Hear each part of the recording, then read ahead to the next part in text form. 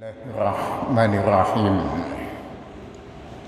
Bapak Ibu yang Allah muliakan, shaimun wassaimat, jamaah Masjid Al-Hijrah rahimani wa rahimakumullah.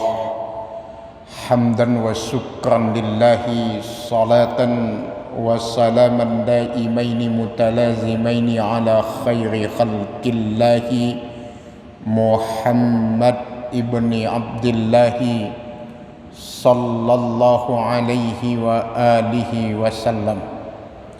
Ibadallah, usikum wa nafsi bi taqwallah wa ta'ati rasulih la'allakum turhamun. Uhayyikum jami'an tahiyatan islamiyah, wa tahiyatul Islam khairu tahiyatin fil alamin. Tahiyatul Islam hiyas salam. Assalamu alaikum warahmatullahi wabarakatuh.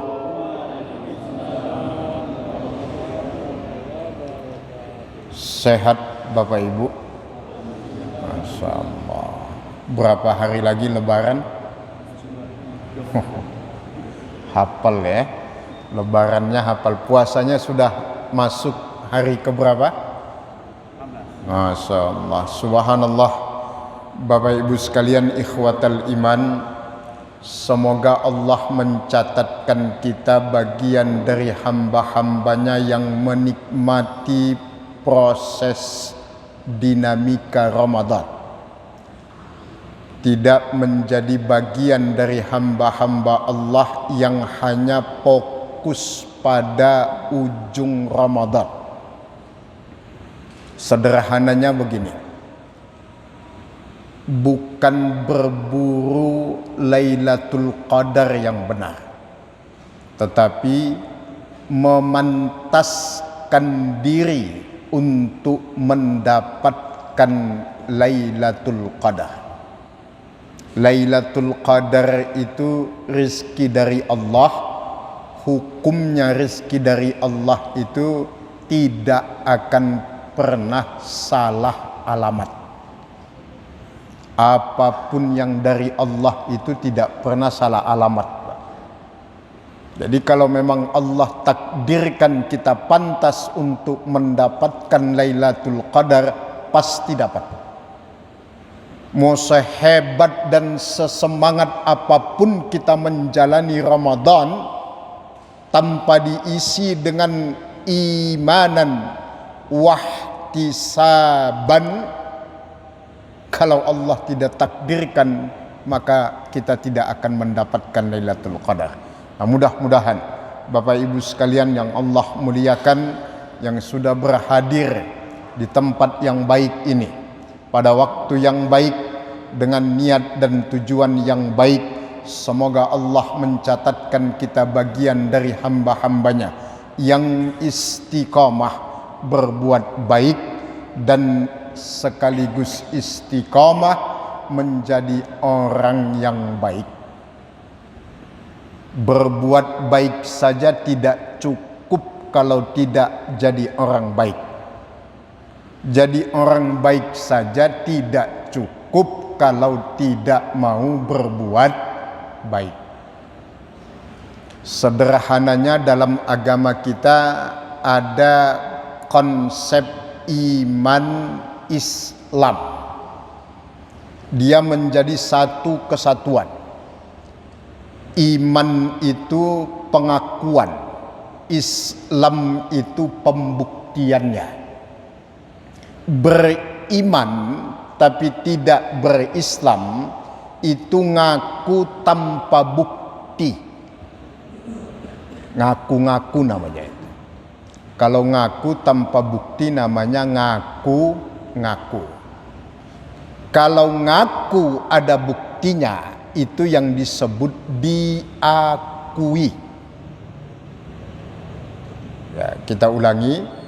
Kalau ngaku tanpa bukti bukti itu namanya ngaku-ngaku. Kalau ngaku dengan bukti itu yang disebut diakui.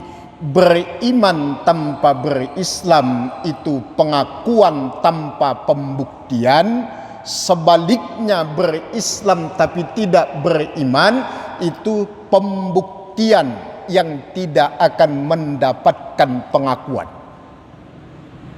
Maka Bapak Ibu sekalian, dalam Al-Quran Allah tegas mengatakan sehebat dan sebesar apapun kebaikan yang dilakukan oleh mereka yang tidak beriman kepada Allah itu tidak bernilai di hadapan Allah. Amaluhum kassarab, perbuatan baik mereka itu laksana fata morgana. Di mata manusia mungkin ada artinya, tapi di hadapan Allah tidak berarti sama sekali. Maka itulah pentingnya iman. Tapi iman saja tidak cukup kalau tidak dilanjutkan dengan Islam. Maka perintahnya dalam Al-Quran, walladzina amanu wa amilus salihat. Amanu saja tidak cukup kalau tidak amilus salihat. Mudah-mudahan semua kita ini orang-orang baik dan mau berbuat kebaikan, mengisi kehidupan dengan kebaikan-kebaikan, dan mudah-mudahan kelak Allah wafatkan kita dalam keadaan baik atau husnul khatimah. Sebab ketiga sahabat Abdullah bin Dinar bertanya kepada Rasulullah sallallahu alaihi wasallam, bagaimana posisi seorang hamba kelak di sisi Tuhannya? Rasulullah menjawab dalam sebuah hadis yang diriwayatkan oleh Imam Abu Daud dari sahabat Abdullah bin Umar radhiyallahu taala anhuma, man kana yuhibbu an ya'lama manzilatahu indallah falyanzur manzilatallahi indahu.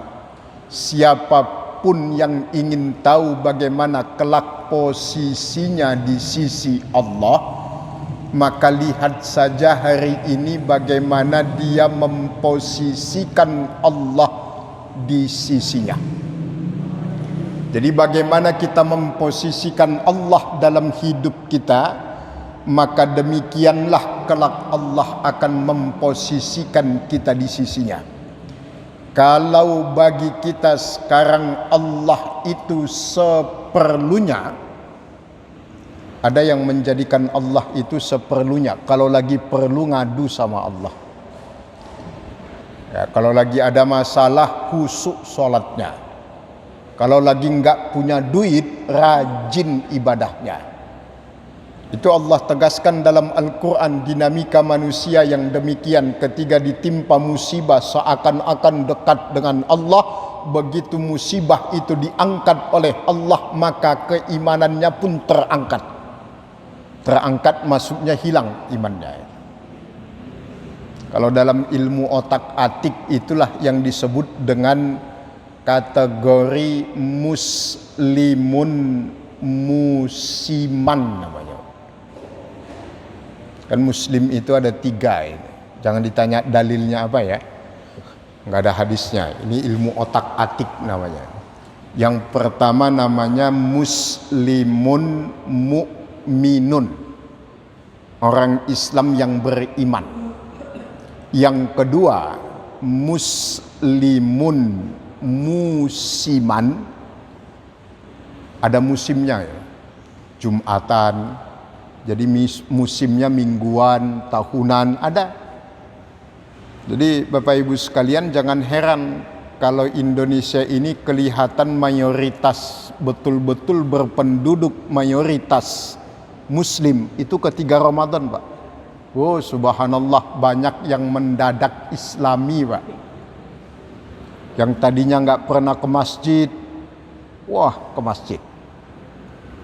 Yang tadinya nggak pernah nutup aurat, pakai hijab, masya Allah.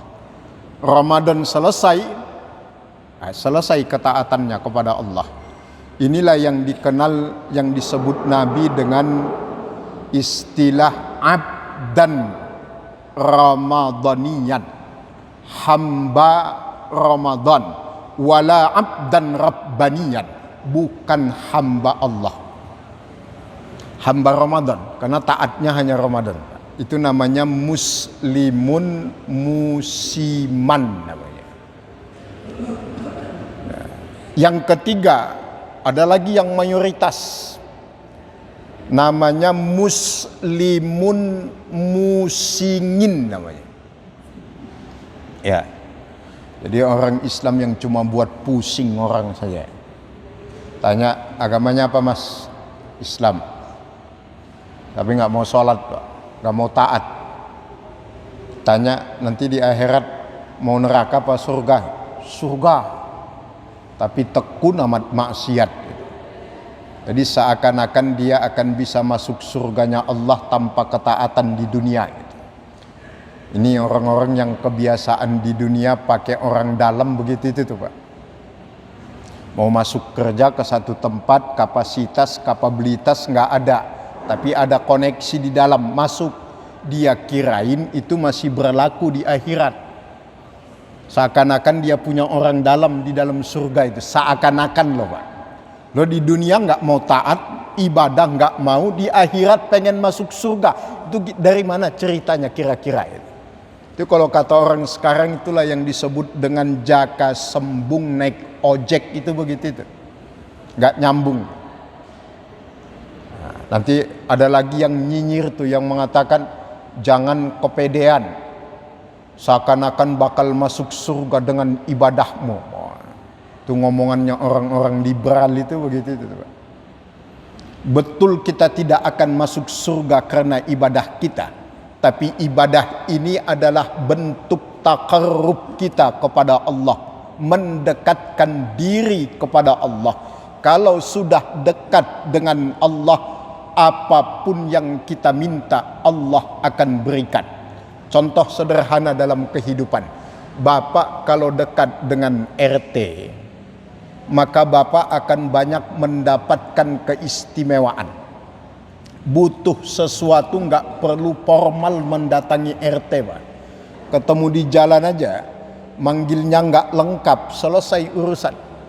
Teh. Apa pak? Lagi butuh surat jalan nih, ambil di rumah. Belum nyampe rumah suratnya udah selesai pak. Itu kalau dekat sama RT, enak pak. Apalagi dekat dengan Allah. Jangankan surga di akhirat, di dunia bisa Allah munculkan surga bagi kita. Jadi jangan sampai ada yang mengatakan jangan kepedean dengan ibadah, kita ini masuk surga kena rahmat Allah. Itu ketahuan tuh yang ngomong kayak gitu itu yang nggak mau ibadah, itu yang begitu itu tuh Pak. Itu namanya bukan mencari kebenaran, tapi mencari pembenaran namanya itu. Beda mencari kebenaran dengan pembenaran. Jadi Bapak Ibu sekalian, itu mukaddimahnya. Karena tema yang diberikan sirah, maka kita terpaksa memilih subtema yang singkat. Karena kalau sudah belajar tentang sirah, yang pertama dia harus continue, berkelanjutan. Tidak bisa insidentil sekali. Kemudian yang kedua dia butuh durasi yang lumayan panjang, karena kalau singkat dia tidak akan bisa diperinci. Maka kajian sirah kita sore ini kita angkat dalam konteks membaca sejarah dalam konteks kekinian. Maksudnya kita tidak akan mengkaji sirahnya secara terperinci, tapi bagaimana pelajaran i'tibar hikmah dari peristiwa sirah itu kita angkat dalam kekinian. Itu yang terpenting. Istilah kerennya membaca realitas sejarah dalam konteks kekinian. Jadi sejarah tidak hanya menjadi nostalgia, tetapi juga sejarah menjadi pembelajaran. Sebab pada hakikatnya dalam Al-Quran Allah tegaskan hidup ini hanya pengulangan. Wa tilkal ayyamu nudawiluha bainan nas. Waktu itu Allah pergilirkan antara manusia. Apa yang terjadi pada zaman Rasulullah sallallahu alaihi wasallam pasti akan terjadi hari ini dan juga pasti akan terjadi di kemudian hari. Hanya tempat, waktu dan tokohnya saja yang berbeda. Hakikat peristiwanya sama. Zaman Rasulullah ada Abu Jahal, zaman sekarang pun ada Abu Jahal.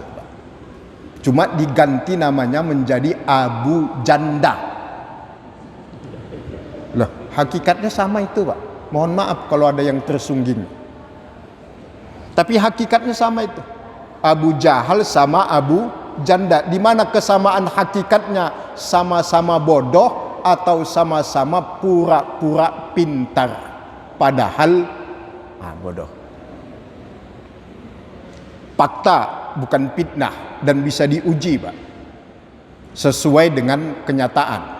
Kalau isi hati, wah kita nggak tahu dong. Hati urusan Allah. Jangan sampai kita ini seperti anak sekolah yang belajar sejarah.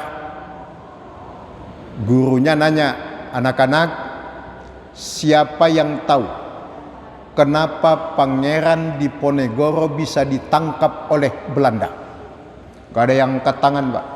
Sampai satu anak angkat tangan, kemudian dia bilang, kenapa? Kata gurunya, kenapa Pangeran Diponegoro bisa ditangkap oleh Belanda? Saya, Bu. Ya, kenapa? Karena sudah takdir, Bu. Selesai pelajaran. Langsung kata gurunya, sekian, terima kasih, kita bubar.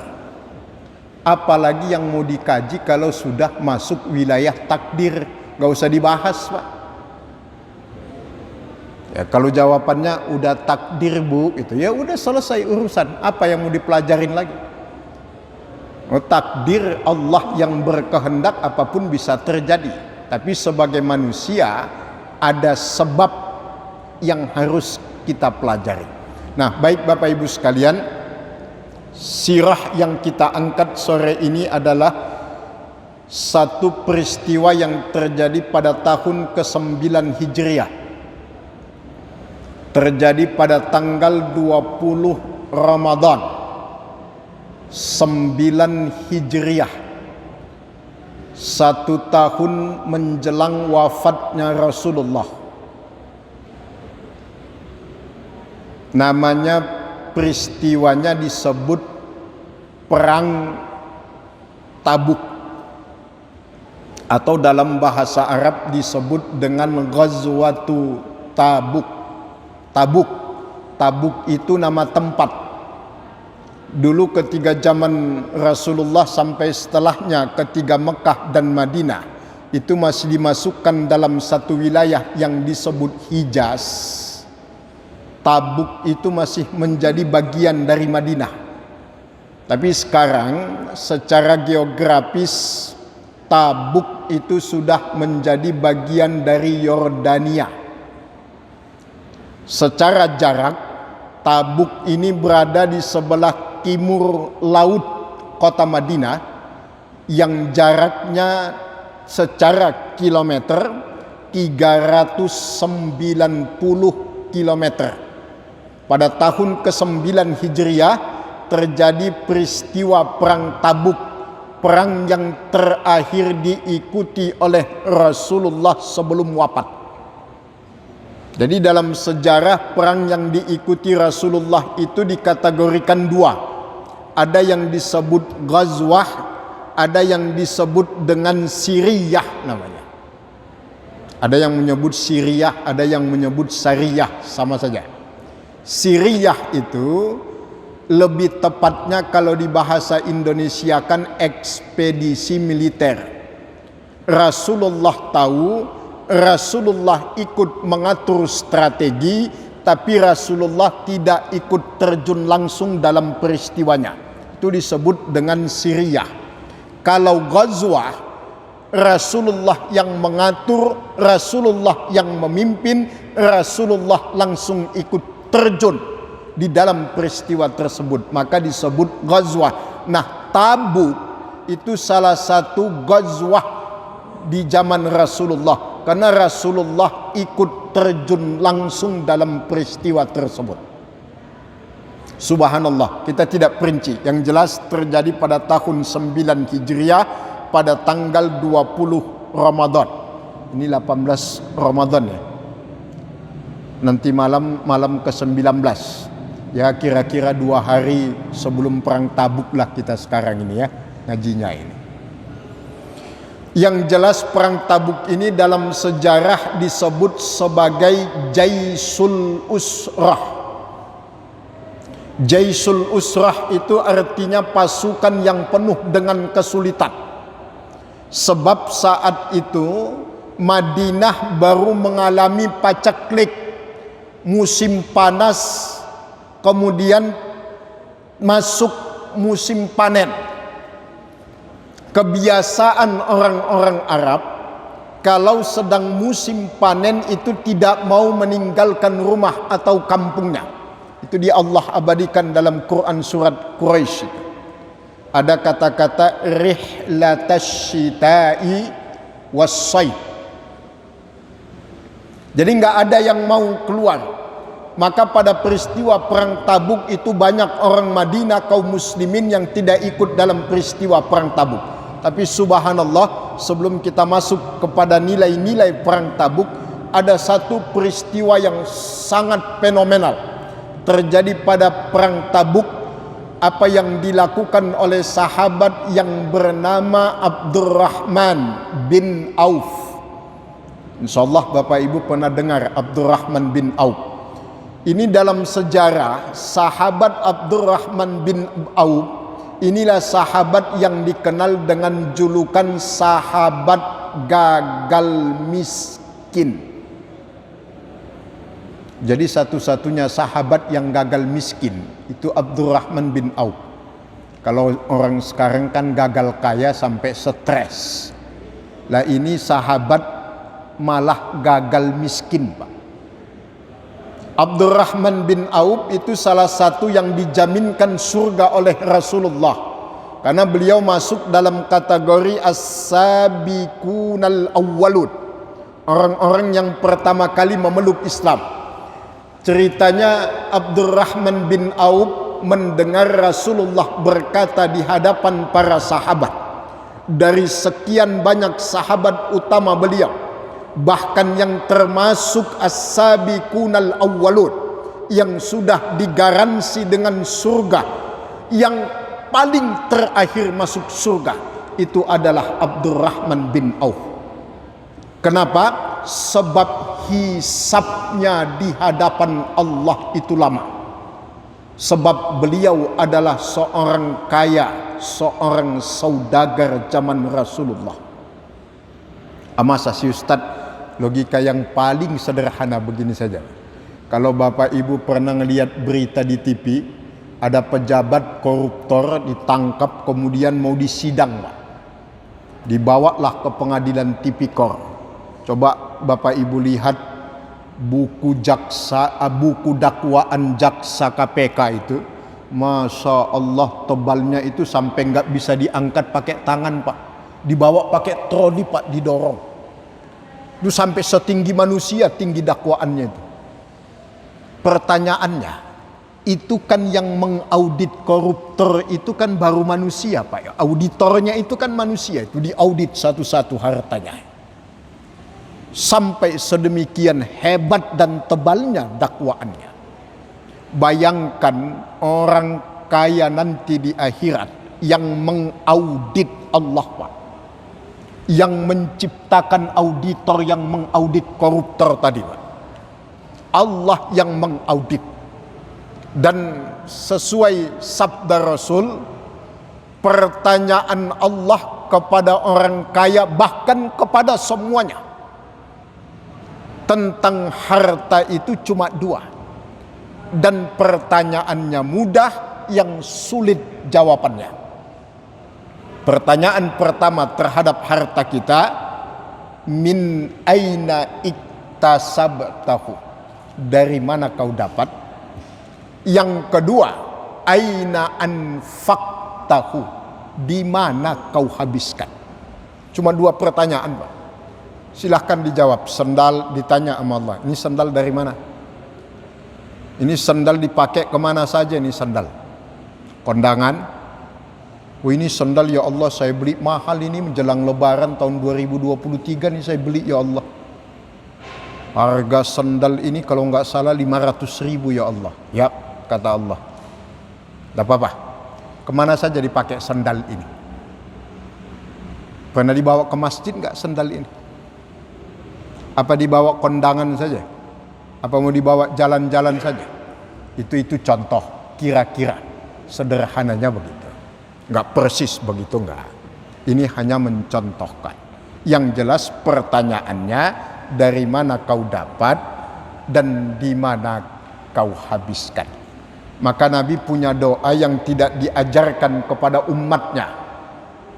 Enggak, Rasulullah tidak merekomendasikan doa ini. Tapi ini doa Rasulullah. Ada di dalam hadis sahih riwayat Bukhari lagi, Pak. Allahumma ahyini miskinan wa amitni miskinan wahsurni yaumal qiyamati fi zumratil masakin. Ada yang berani mengaminkan? Monggo silahkan Bapak Ibu, insyaallah doanya mustajab. Ini lagi puasa kita ini. Allahumma ahyina miskinan. Amin gitu nah. Oh enggak ada. Wa amitna miskinan. Oh enggak ada. Wahsurna yaumal qiyamati fi zumratil masakin. Ya Allah, hidupkan saya miskin, kata Nabi, matikan saya dalam keadaan miskin, dan bangkitkan kelak saya bersama orang-orang miskin. Kenapa sampai Rasulullah berdoa demikian? Karena pertanggungjawaban terhadap amanah harta yang Allah titipkan. Masa si Ustaz Bapak Ibu hafal ayatnya? Summa latus alunna yauma idzin anin naim. Allah pasti betul-betul akan meminta pertanggungjawaban dari sekecil apapun nikmat yang Allah berikan kepada hambanya di dunia. Diminta pertanggungjawaban. Nah, kembali kepada perang Tabuk.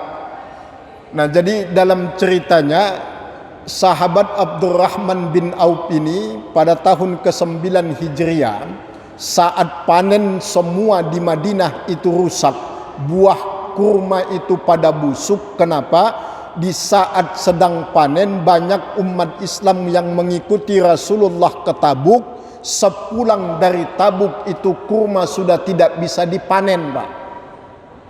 Rusak, sudah busuk. Termasuk sahabat-sahabat utama mengalami hal yang sama. Maka Abdurrahman bin Auf mengeluarkan semua hartanya untuk membeli panen kurma milik penduduk Madinah dan para sahabat itu secara keseluruhan. Dibeli oleh Abdurrahman bin Auf dengan mengeluarkan semua hartanya. Senangnya luar biasa penduduk Madinah, Pak. Tapi yang tidak kalah lebih senang sahabat Abdurrahman bin Auf, karena beliau yakin dia akan jatuh miskin. Habis hartanya buat beli kurma busuk, Pak. Bayangkan. Ini bukan dongeng ini, Pak. Nanti bisa dipalidasi di dalam kitabnya dalam kitabnya Ibnu Hisham. Judulnya Sirah Sahabah. Bisa dipalidasi di dalam kitabnya Imam Ibnu Katsir yang menulis tafsir Ibnu Katsir.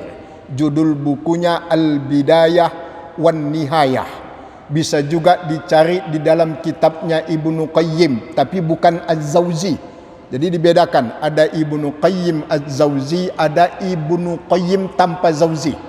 Di dalam kitab Syiar An-Nubala banyak, Pak. Maka terkonfirmasi kisah ini bukan Israiliyat, bukan dongeng, Pak. Cuma bahasanya kita bahasakan dengan bahasa kita. Jadi clear ya. ngaji itu nggak boleh pakai dongeng, Pak. Karena ini masalah akhirat. Nanti dia bisa menjadi jari'atus su' nanti.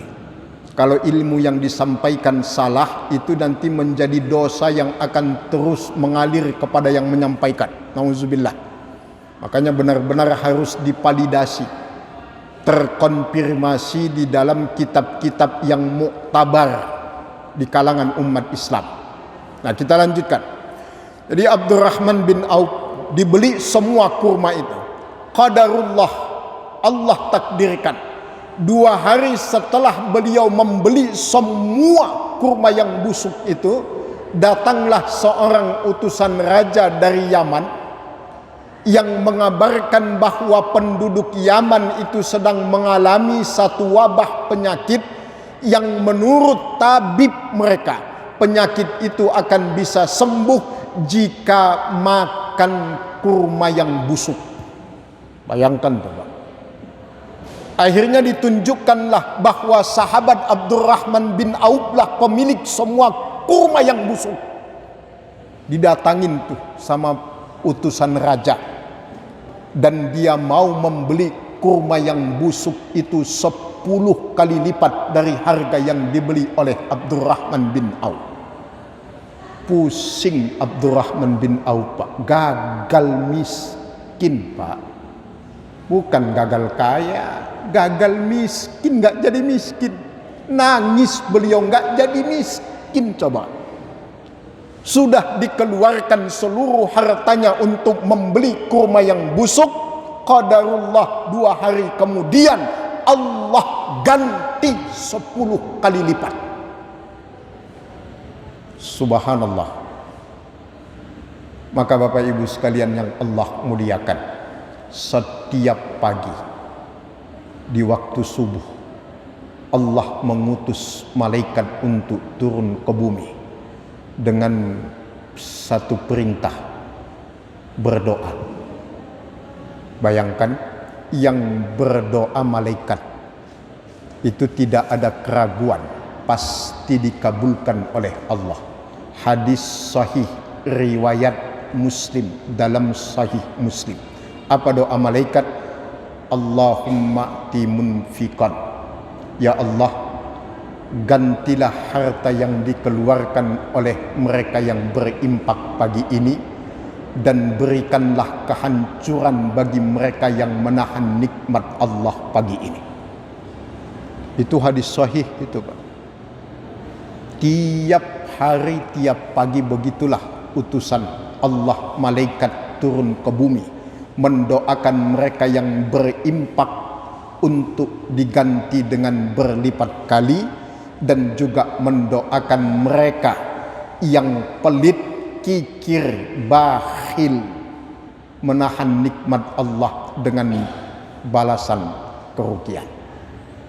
Abdurrahman bin Auf, sahabat gagal miskin. Itu terjadi 9 Hijriah setelah peristiwa Perang Tabuk. Kembali kepada Perang Tabuk. Ini kesimpulan, biar kita tanya jawab, biar lebih dalam.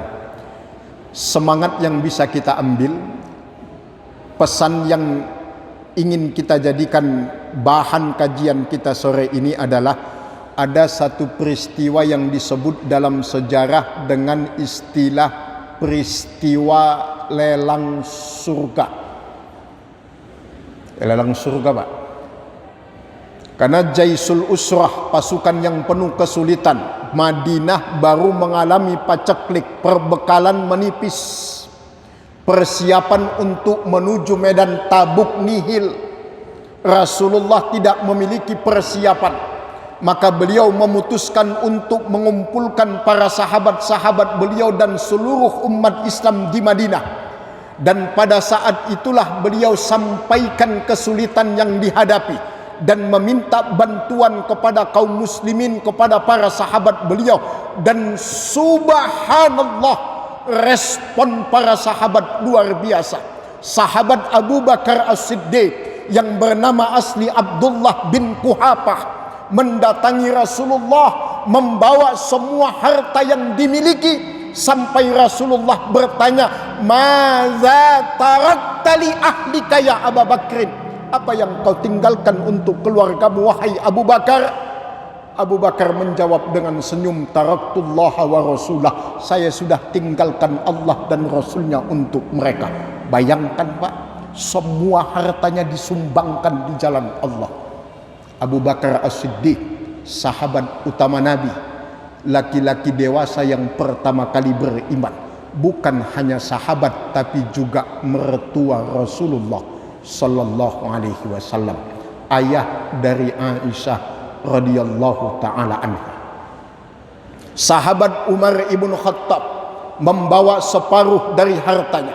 Sahabat Utsman ibnu Affan menanggung sepertiga dari perbekalan semua pasukan yang ikut dalam peristiwa Tabuk. Sahabat Ali ibnu Abi Thalib, hatta sampai seorang wanita tua yang datang menghadap Rasulullah membawa semangkuk kurma diserahkan kepada Rasulullah. Rasulullah bertanya, "Malaka ya hadzal Ada apa dengan kurma ini ya wahai ibu?" Kata Rasulullah. Apa jawaban sang ibu? "Ya Rasulullah, saya tidak memiliki apa-apa ya Rasulullah, tapi saya tidak mau ketinggalan untuk ambil bagian dalam memperjuangkan agama Allah, walau bisa'in minat tamar." Walaupun hanya semangkuk kurma ya Rasulullah. Bayangkan Bapak Ibu sekalian, pengorbanannya para sahabat yang luar biasa untuk agama Allah. Beda jauh dengan umat Rasulullah yang ada di Vietnam, Pak. Vietnam, Indonesia enggak. Ini yang diomongin Vietnam. Diajak ngaji saja, Pak. Gratis, enggak bayar, dapat konsumsi, waktu luas, kesehatan ada, umur ada, ogah. Bayangkan. Bagaimana kalau turun perintah suruh ngangkat senjata membela agama Allah? Waduh. Suruh ngaji aja. Ini yang di Vietnam loh ya. Di Vietnam. Ini saya harus disclaimer ini. Ini yang di Vietnam. Bukan di Indonesia. Diajak ngaji saja susah, Pak. Bahkan gak jarang banyak orang yang memusuhi pengajian, sampai diidentikan dengan istilah-istilah yang tidak betul. Pengajian kelompok itulah, pengajian kelompok anulah, bla bla dan seterusnya. Ikhwatal iman, saudaraku yang Allah muliakan, jamaah Masjid Al-Hijrah, mau apapun organisasinya, pahamnya, kelompoknya, kita semua ahlus sunnah wal jamaah. Gak ada yang bisa mengklaim satu kelompok hanya dia ahlus sunnah wal jamaah. Kenapa? Karena Nabi kita sama, Tuhan kita sama, kiblat kita sama, kitab suci kita sama, cita-cita kita sama, tujuan kita sama. Perbedaan kita hanya pada masalah-masalah yang tidak prinsip. Kesampingkan perbedaan itu, tonjolkan persamaannya. Tapi fakta yang terjadi dalam kekinian, subhanallah, orang mau ngaji aja susah amat, Pak. Vietnam loh ya, Vietnam, bukan Indonesia. Jangan saya dimusuhin habis ini nih. Kalau ini Pak Ustadznya, enggak, saya ngomong di Vietnam. Ada umat Islam, ada umat Islam di Vietnam, dan begitulah kondisinya. Kalau di Indonesia, alhamdulillah, titik-titik. Silahkan lanjutkan sendiri.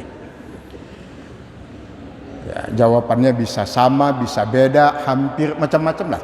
Ya, tergantung jawaban masing-masing. Saya nggak mau jawab. Tapi itu fakta. Bagaimana nggak kehilangan kekuatan umat Rasulullah itu? Nggak memiliki daya juang dan daya berkorban untuk agama Allah. Sibuk dengan kepentingan kelompok dan golongannya. Sampai memusuhi saudaranya sendiri yang kiblatnya sama, yang nabinya sama, yang Tuhannya sama, yang kitab sucinya sama. Maka saya pernah sampaikan di Al-Hijrah, ini. Ini saya ulangi lagi nih Pak, sebagai penutup. Usah panjang-panjang. Tapi tolong jangan dipelintir pernyataan saya ini Pak. Tolong jangan dipelintir. Apalagi sampai dicari-cari salahnya. Jadi tegas. Ini tegas. Kita mulai. Jangan ada yang baper. NU itu Islam? Jawabannya iya. Muhammadiyah itu Islam? Iya. PKS itu Islam? Iya. Salafi mau Wahabi mau apapun itu Islam? Iya. Dewan dakwah itu Islam? Iya. Hidayatullah itu Islam? Iya. Al-Irsad itu Islam? Iya. Silahkan disebut semuanya sampai sekecil-kecilnya ormas yang ada itu. Tapi tolong jangan dibalik. Maksudnya jangan sampai pertanyaannya dibalik, Islam adalah NU. Bukan. Islam adalah Muhammadiyah. Bukan. Islam adalah Salafi. Bukan. Islam adalah PKS. Bukan. Jawabannya Islam adalah Islam, titik, nggak pakai koma Pak. Jelas? Fanatiklah terhadap agamamu, jangan fanatik terhadap ormasmu. Jangan salah jawab. Mas, agamanya apa? Muhammadiyah. Ormasnya Islam. PA. Saya tegas Pak, mau suka mau tidak itulah faktanya yang terjadi. Agamanya apa Mas? NU. Ormasnya Islam. PA. Islam agama kita. NU, Muhammadiyah, Salafi, Al-Irsad, Hidayatullah, itu semua ormas. Itu bukan tujuan. Itu hanya wasilah perantara. Tujuan kita adalah kemuliaan agama Allah ini. Maka jangan hanya permasalahan kecil kemudian membuat kita menjadi centang perenang pecah gara-gara itu. Ini tidak mengangkat semangat perang Tabuk kalau begini. Kita kalah, minimal kita sedikit menyerupai semangatnya para sahabat. Kalau sudah agama Allah, atas nama agama Allah, lupakan segala perbedaan yang ada. Satu tujuan, li'izzatil Islam wal muslimin, tegak lurus kepada Rasulullah. Rasulullah yang menegaskan taraktu fikum amrai, saya tinggalkan dua hal, kata Nabi. Kamu tidak akan sesat selama-lamanya jika kamu berpegang teguh kepada dua hal itu, kitabullah wa sunnatar rasulih, Al-Quran dan hadis Rasulullah. Maka jangan dicari-cari dasar yang lain. Sudah Quran dan hadis itu sudah final, mengikat dan seterusnya. Itu rujukan utama kita. Jadi Islam itu tidak mengenal fanatisme. Kata kiai saya, kata ustadz saya, kata habib saya, kata ajengan saya, kata tuan guru saya, kata-kata nggak ada dalam Islam begitu Pak. Kaedahnya tegas, la ta'ata li makhlukin fi ma'siyatillah. Tidak ada ketaatan kepada siapapun selama itu makhluk dalam bermaksiat kepada Allah. Kita boleh hormat kepada kiai, kita boleh taat kepada habib, kita boleh cinta kepada ulama selama beliau-beliau itu tegak lurus dengan Allah dan Rasulnya. Begitu dia bengkok, satu kata, goodbye. Wah, jenggotnya panjang Ustadz, nggak ada urusan.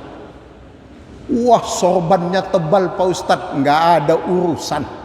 Wah, kemana-mana pakai peci putih Ustadz, Yahudi pun bisa pakai gitu. Ini agama Pak. Tidak ada seruan kelompok, tidak ada seruan firqah di sini. Inilah Islam. Gak ada urusan mau masuk mau kemana saja terserah. Mau NU, mau Muhammadiyah, mau Al-Wasliyah, mau Hidayatullah. itu bebas. Namanya juga ormas, bukan agama itu. Jadi jangan hanya perbedaan-perbedaan kecil kita menjadi centang perenang persatuan umat ini. Itulah semangat perang Tabuk yang ingin kita angkat. Kalau sudah bicara kepentingan agama Allah, maka tidak ada lagi kepentingan kelompok, kepentingan golongan, kepentingan apapun dan sebagainya. Hilangkan itu semua.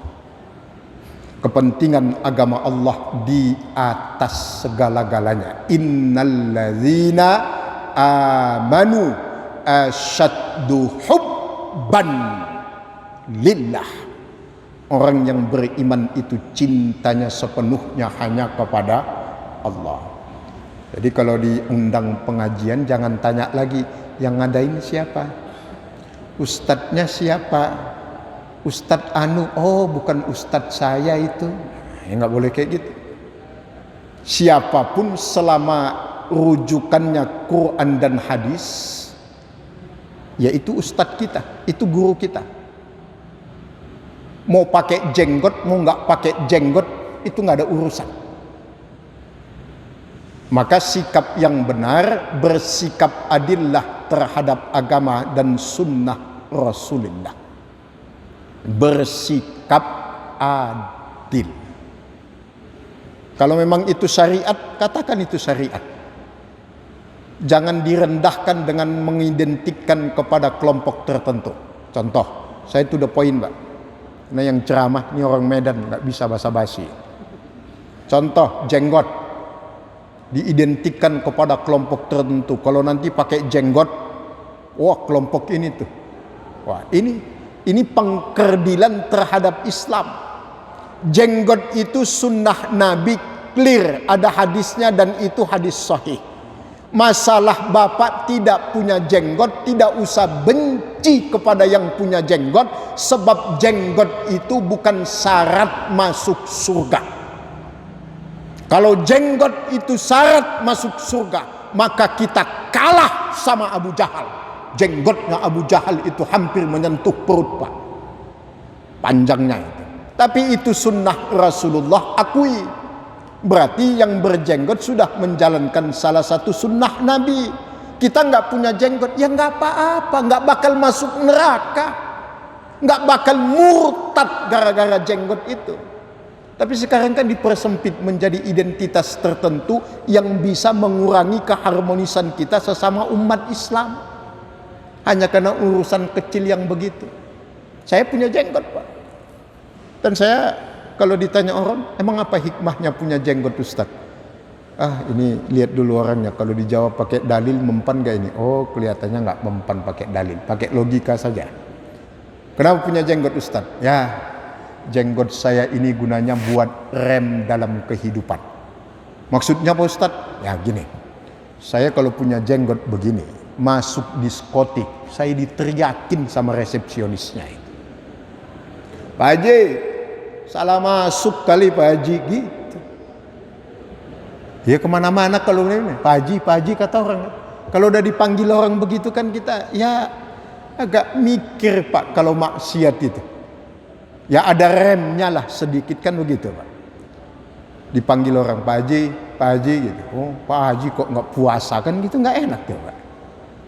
Itu aja paling sederhananya. Tapi pesan yang ingin kami sampaikan, berlaku adillah dalam menempatkan syariat agama Allah ini. Jangan mempersempit agama Allah ini hanya karena urusan-urusan yang tidak prinsip dalam beragama. Pesannya di situ, Pak. Berangkat dari semangat perang Tabuk tadi. Nah ini saja Bapak Ibu sekalian, kalau saya teruskan saya bisa buka puasa duluan dari Bapak Ibu nanti ini. Saking semangatnya. Nggak tahu, saya doang yang semangat, yang dengerin. Mudah-mudahan kalau di sini enggak. Baik, ini saja Bapak Ibu sekalian, kami kembalikan kepada beliau pembawa acara. Falyatafaddal maskura. Masyaallah, ini sesi yang cukup menegangkan bagi semuanya. Dapat dilihat dari mata-mata para jamaah, nggak ada yang dimawat, semuanya 100%, hampir 40 tegang mendengarnya. Tadinya kami memiliki 2 sesi, tapi karena waktunya sudah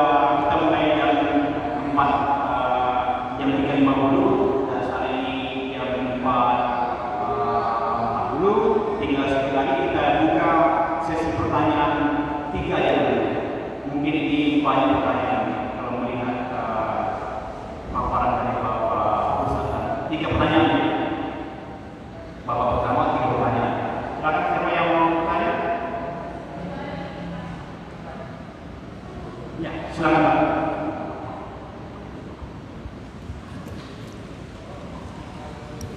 Assalamualaikum. Waalaikumsalam warahmatullahi.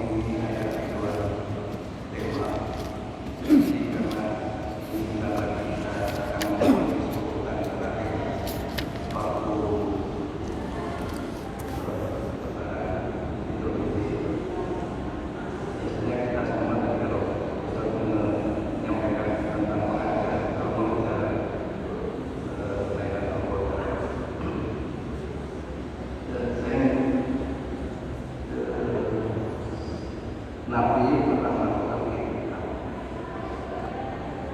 dan selama itikaf itu kemudian diikuti oleh beberapa istrinya yang akhirnya Nabi membatalkan istilahnya dan membatalkan itikaf. Dan menurut riwayat yang saya dengar, sahabat-sahabat ini juga tidak pernah ada yang mengikuti itikaf karena beratnya itikaf. Menurut Ustaz, pada dasarnya itikaf itu sendiri bagaimana, dan Nabi juga pernah melakukan itikaf itu di luar Ramadan. Mohon pas dari itikaf itu posisinya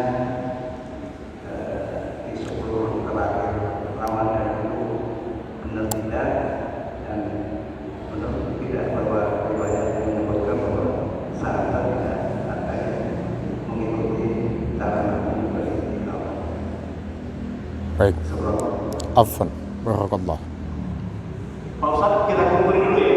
Siap. Pertanyaan kedua adalah pertanyaan kedua.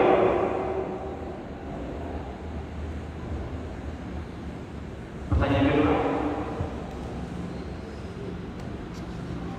Nggak ada? Oh ya, silakan Pak.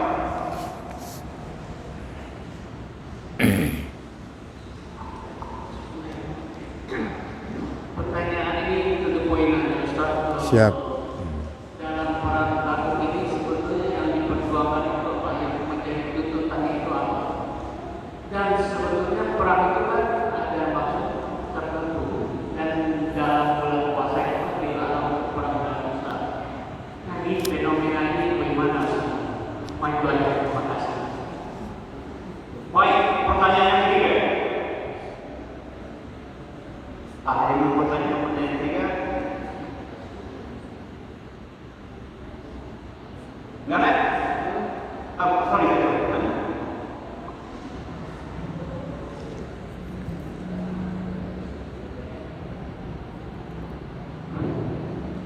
Assalamualaikum warahmatullahi wabarakatuh. Waalaikumsalam. Ustaz, izin bertanya Siap. ke poinnya terkait perang tabung. Ini agak tidak sedikit Pak Ustaz. Siap. Kita sudah ketahui ya, tahun depan kan kita mengalami tahun politik.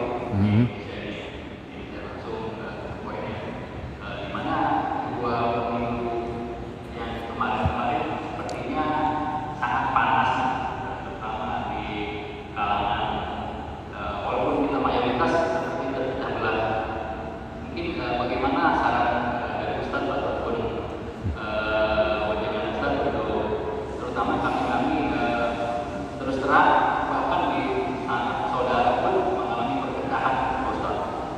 Mohon izin. Terima kasih. Silakan langsung Pak Ustadz. Subhanallah. Kita mulai dari pertanyaan yang ketiga. Hangat dan memancing. Mudah-mudahan saya nggak kepancing. Tapi memang nggak ada niat beliau memancing. Tapi biasanya kalau udah ada pancingan, kepancing juga. Ya. Begini, masalah politik. Politik itu bahasa Arabnya dalam Islam dikenal dengan siasah. Siasah syariah atau siasah Islamiyah. Yang jelas hidup itu tidak pernah lepas dari politik. Apapun, dimanapun, dan kapanpun, semuanya pakai politik. Sampai pada skala terkecil di dalam rumah tangga pun ada politik. Suaminya kadang-kadang politikin istrinya, istrinya pun kadang-kadang begitu. Dikasih uang belanja 100, ditabungkan 20, politik itu Pak. Karena masuknya siasat. Jadi jangan dimaknai secara umum bahwa politik itu pasti kotor, tidak. Tergantung kepada pelakunya masing-masing. Dimanapun dalam konteks umum yang namanya ilmu itu netral. Nggak ada ilmu itu yang memihak, itu nggak ada. Maka ada istilah di dunia barat itu man behind the gun. Manusia itu ya di belakang senjata. Senjata itu tergantung siapa di belakangnya. Pisau dapur, kalau jatuh ke tangan mak-mak ya yang paling banter putus bawang merah, tomat. Kalau pisau dapur jatuh ke tangan preman, leher orang bisa putus Pak. Sama-sama pisau dapurnya, tapi beda yang di belakang pisau dapurnya. Artinya apa? Politik is politik. Sebagai sebuah disiplin ilmu, dia tidak berpihak. Tapi mereka yang bermain dalam politik itulah yang menjadikannya dia ada istilah politik kotor, ada istilah politik bersih. Nah, dalam konteks pertanyaan beliau, kita kaitkan dengan ajaran agama kita. Ada dua kaedah yang perlu kami sampaikan. Pertama, yang paling mendasar, Bapak Ibu sekalian, dalam Islam tidak dikenal istilah netral. Nggak ada netral dalam Islam Pak. Tidak ada netral di dalam Islam. Wajib memilih di antara pilihan. Karena di akhirat pun cuma Allah berikan dua pilihan, surga, neraka. Ya Allah, saya netral. Ada nggak antara surga neraka? Nggak ada. Cuma dua pilihan. Kalau nggak surga ya neraka. Artinya apa? Kita harus memilih. Tidak ada sikap netral dalam urusan agama. Wajib memilih. Jelas ini hak, ini batil. Bapak pilih mana? Saya netral aja deh. Gak bisa. Dalam agama wajib memilih yang hak sesuai dengan ijtihad kita. Sesuai dengan kemampuan kita memaknainya. Saya tidak mengarahkan kemana-mana. Ini kaedah agama Pak. Ini halal, ini haram. Bapak pilih mana? Saya di tengah-tengah. Oh nggak bisa. Harus memilih yang halal kalau sudah jelas halalnya. Bersikap netral, sukutu anhu, bahasa usuliyahnya, dalilun ala muwafaqatihi, mendiamkan satu kemungkaran itu tanda dia setuju dengan kemungkaran itu.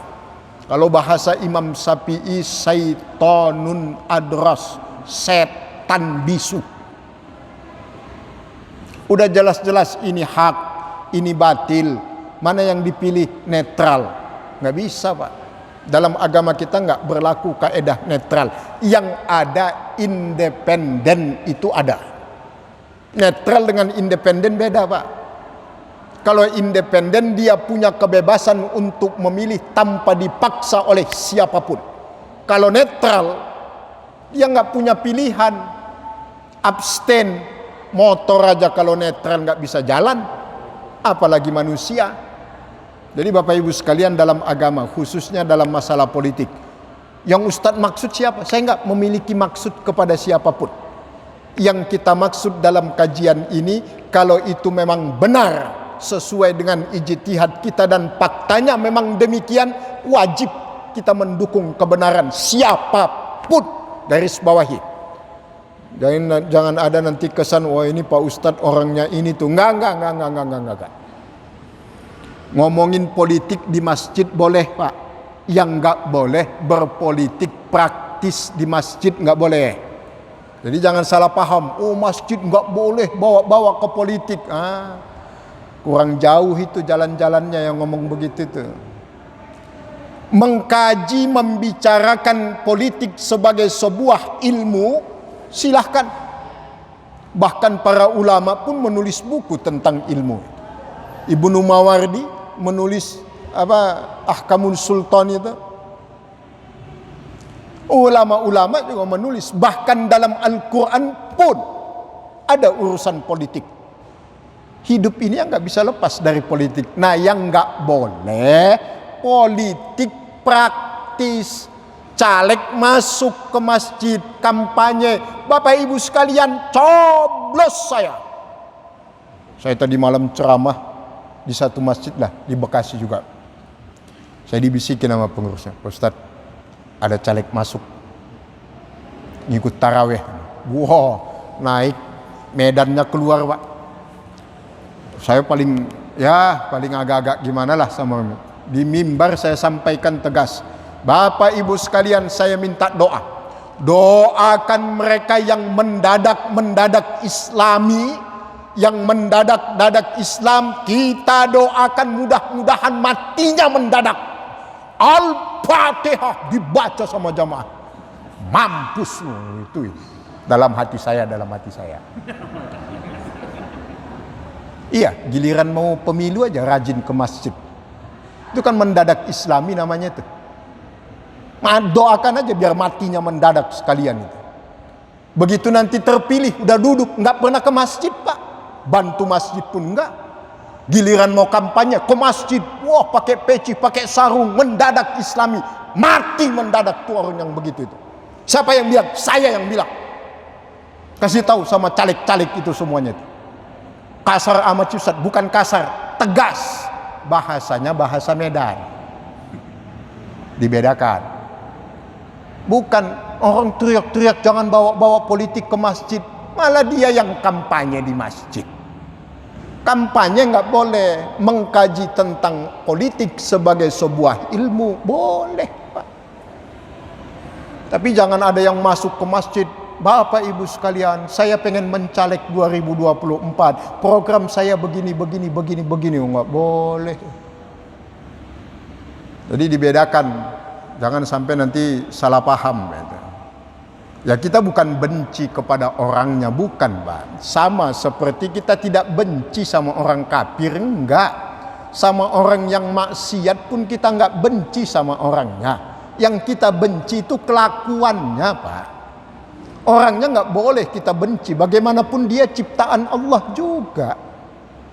Yang kita benci kemaksiatannya, kemungkarannya. Makanya jangan diperangi, tapi dibina, dinasehati. Tapi kalau sudah dibina nggak bisa, ya tinggal langkah terakhir, dibinasakan. Ya udah diingatkan, dinasehati, dikasih masukan. Yang nggak mempan juga, ya gimana lagi? Kata Wakil Presiden Adam Malik, ya udah kalau nggak bisa dibina, ya binasain aja kan gitu. Ya nauzubillah, itu tagline beliau. Itu masalah politik ya Bang. Yang kedua, perlu juga kita tekankan tentang istilah politik identitas. Itu kan yang marak sekarang itu. Dikit-dikit politik identitas. Politik itu ya harus punya identitas, Pak. Jangankan politik, manusia itu harus punya identitas.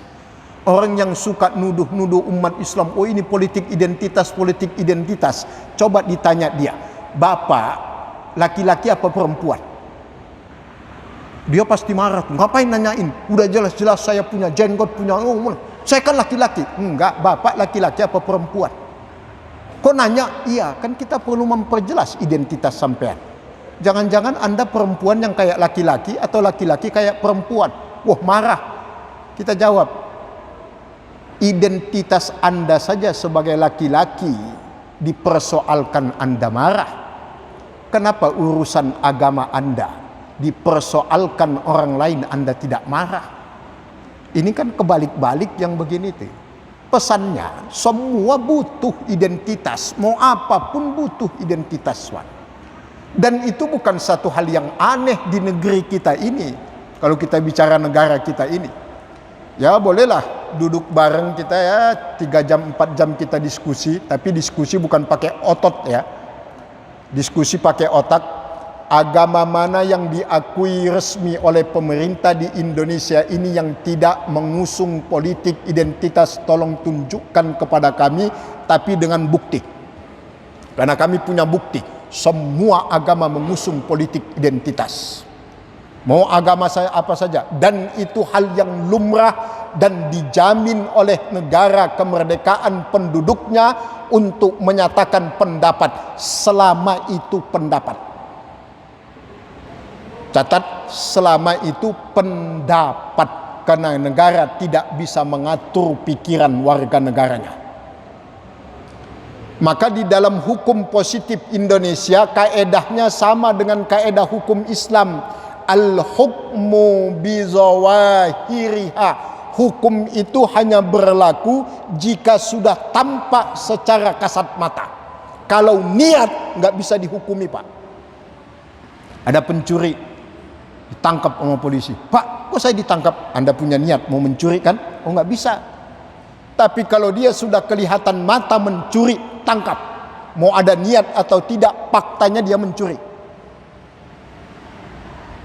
Negara pun menganut hal yang sama, negara kita ini. Selama itu pendapat, go ahead, nggak masalah. Mau khilafah kek, mau apa kek, selama pendapat. Tapi jangan Anda buktikan dalam kenyataan, sebab itu bagian dari bughad dalam Islam, pemberontakan. Kalau bahasa Orde Baru namanya subversif namanya itu. Karena ada negara, tidak boleh buat negara dalam negara. Oh, kita harus memperjuangkan nilai-nilai Islam, nilai-nilai Kristen, nilai-nilai Buddha, nilai-nilai Hindu, nilai-nilai Konghucu. Silahkan. Ada jalur yang disiapkan yang disebut dengan jalur konstitusional. Silahkan Anda nyalek ikut pemilu, Anda ikut macam-macam, silahkan. Kalau Anda udah berkuasa ya silahkan. Tapi jangan dibungkam apalagi sampai terjadi stigma negatif kepada agama tertentu. Dan yang kena selalu kita umat Islam. Politik identitas, politik identitas. Jadi seakan-akan mereka pengen identitas kita sebagai seorang muslim dihilangkan gitu. Oh, nggak bisa, Pak. Sebagai seorang muslim, tidak hanya berlaku di dalam masjid, di semua tempat, kapanpun, dimanapun, bagaimanapun, minal mahya ilal mamat, dari hidup sampai mati. Kita muslim, Pak, nggak bisa ditanggalkan. Tanggalkan kayak seminggu gitu. Oh, turun ayat Allah Al-Kafirun, Pak. Itu kan ajakan orang-orang kafir Quraisy kepada Nabi. Gimana kalau kita beribadah seminggu menurut agamamu, seminggu menurut agama kami? Kata orang Quraisy kan tawarannya kepada Nabi. Kata Allah, la lakum dinukum waliyadin. Jadi Islam itu nggak boleh ditanggalkan. Dibawa di politik, di ekonomi, pendidikan, di mana-mana, Pak. Wah, kan nggak sama dengan apa yang ada di Indonesia. Kata siapa nggak sama, Pak? Hukum undang-undang negara ini senapas dengan Islam, Pak. Makanya sudah nggak saatnya lagi membenturkan Islam dengan Indonesia, itu udah enggak. Kalau bahasa kami, Indonesia dengan Islam itu ibarat seorang ayah dan ibu bagi seseorang. Islam itu adalah seorang ibu yang mengandung, melahirkan, juga membesarkan dengan taruhan nyawa. Indonesia sebagai seorang ayah, di mana kita tempat tinggal, di mana kita hidup, dan di mana kita akan mati. Anak yang baik, yang soleh, itu yang tidak mengadu domba antara ayah dan ibunya, tetapi menghormati ayah dan ibunya sesuai dengan derajat masing-masing. Maka bagi umat Islam Indonesia, khususnya umat Islam yang jadi jamaah di Masjid Al-Hijrah, prinsip kita, moto kita tegas. NKRI harga mati sampai mati. Kalau yang lain baru teriak NKRI harga mati, Pak. Di Al-Hijrah teriakannya sudah di atas. NKRI harga mati sampai mati. Gak ada tawar-menawar. Itu prinsip umat Islam. Yang lain NKRI harga mati, nanti dijual di bawah meja. Kita sibuk tarik tambang kita diambilin nama orang. Ujung-ujungnya kita miskin aja rakyat Indonesia. Teriak NKRI harga mati, NKRI harga mati. Baru suara mercon aja udah semaput dia. Insya Allah yang ikut pengajian ini, prinsipnya NKRI harga mati sampai mati. Belanda datang sore ini ke sini, kita tidak akan mundur setapak pun. Indonesia Islam menjadi satu kesatuan dalam hidup kita. Jadi jangan ada yang mengatakan kalau orang Islam berarti tidak nasionalis. Kalah set itu. Udah mundur ke belakang itu langkahnya. Justru orang Islam lah yang paling hebat nasionalismenya, Pak. Bisa dibuktikan dalam kenyataan. Bisa dibuktikan. Kalau cuma modal ludah saja ngomongnya sih siapa aja anak TK juga bisa. Baik. Panjang tuh kan kepancing jadinya, Pak. Susah. Pertanyaan kedua tentang Tabuk tadi pertanyaan beliau. Perang Tabuk itu menghadapi satu konfederasi, Pak. Konfederasi itu persatuan antara kafir Quraisy Madinah yang bekerja sama dengan orang-orang Romawi. Tujuannya adalah Madinah dengan satu misi, hancurkan Madinah sehingga Islam itu tidak memiliki bekas dan akan hilang selamanya. Maka sampailah berita itu kepada Rasulullah, maka beliau putuskan untuk menghadapi pasukan yang besar itu di luar Madinah. Beliau tidak bertahan di kota Madinah seperti peristiwa perang Khandaq. Perang Khandaq itu kan diserang Madinah, kemudian Rasulullah bertahan di dalam kota, kemudian pertahanan pada saat itu dengan menggali parit. Nah, dalam peristiwa perang Tabuk Rasulullah putuskan kita jemput bola kalau bahasa kiniannya. Maka ditunggu di sebuah daerah yang disebut Tabuk. Tujuan Rasulullah agar nanti tidak ada kehancuran akibat dari perang yang terjadi di Madinah. Tujuannya ya ingin menghancurkan Islam, karena ini perang yang terakhir, perang kedua umat Islam berhadapan secara langsung dengan orang Romawi. Pertama perang Mu'tah. Tapi di dalam perang Tabuk ini nanti tidak terjadi kontak fisik, Pak. Nggak ada kontak fisik, nggak sampai terjadi benturan, karena mereka mundur sendiri, mundur. Nah, itu tujuannya, tujuan mereka yaitu. Hakikatnya perang itu dilarang di bulan haram. Nah, yang dilarang di dalam bulan haram itu adalah pertumpahan darah yang tidak dibenarkan oleh syariat. Berantem yang nggak jelas. Tapi kalau perang, apalagi di masa Rasulullah, itu jelas tujuannya. Dan Al-Quran membolehkan dengan kata wa qatilul ladzina yuqatilunakum. Syaratnya tegas, boleh berperang kalau kamu diperangi. Nah, pada saat itu umat Islam itu diperangi, Pak. Diperangi, sebagian diperangi dalam arti apa? Jadi kalau kita membaca sirah nabawiyah dalam masalah perang, ini selalu menjadi tuduhan para orientalis yang menuduh Islam itu agama kekerasan karena buktinya banyak perang, nabinya pun berperang katanya. Dia tidak membaca utuh sirah nabawiyah. Sebelum ada peperangan, Rasulullah itu sudah mengirim surat kepada raja-raja penguasa sekitar Arab, Pak. Maka dibaca sejarahnya tentang Rasailu Rasulillah, surat-surat Rasulullah kepada raja-raja di sekitar daerah Jazirah Arab. Diajak masuk Islam dengan damai, malah terbalik mereka menolak, bahkan memerangi. Bahkan ada utusan Nabi yang mengantarkan surat itu ditawan, dibunuh. Itu yang menyebabkan terjadinya peperangan. Itu sekelumit, nanti kapan-kapan kita bahas. Nah, ini Idul Fitri masalah i'tikaf, gimana sih hukumnya? Hukumnya jelas-jelas sunnah, bukan wajib.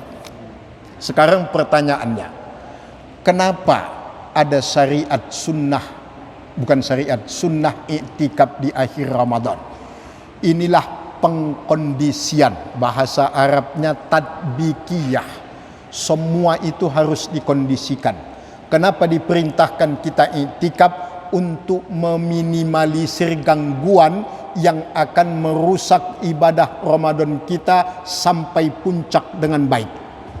Logikanya begini, kita kalau lihat balapan Pak, balapan kuda, balapan mobil, balapan motor, Bapak lihat kalau setiap pembalap itu sudah masuk putaran akhir, udah kelihatan di depannya garis finish, itu kecepatannya bukan malah dikendorkan Pak, malah dikencengin kecepatannya agar dia sampai di garis finish dengan sempurna, tidak ada yang mendahului dia. Itu fakta kehidupan. Demikian juga analogika Ramadan. Semakin mendekati Ramadan, bukan semakin kita kendor, harus semakin ketat agar kita bisa finish di 30 atau 29 Ramadan dengan husnul khatimah. Instrumennya salah satu i'tikaf.